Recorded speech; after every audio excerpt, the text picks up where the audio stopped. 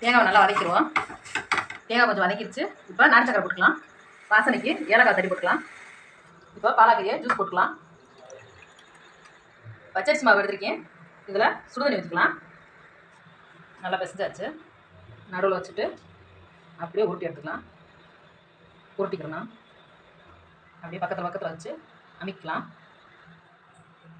இந்த மாதிரி எல்லாத்தையும் உருட்டி எடுத்துக்கலாம்.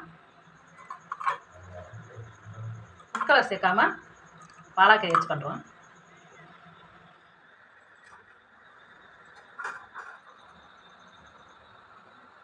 இப்போ மூடி வச்சுக்கலாம். ஒரு 10 நிமிஷத்துக்கு வரட்டும். திறந்து வைக்கலாம்.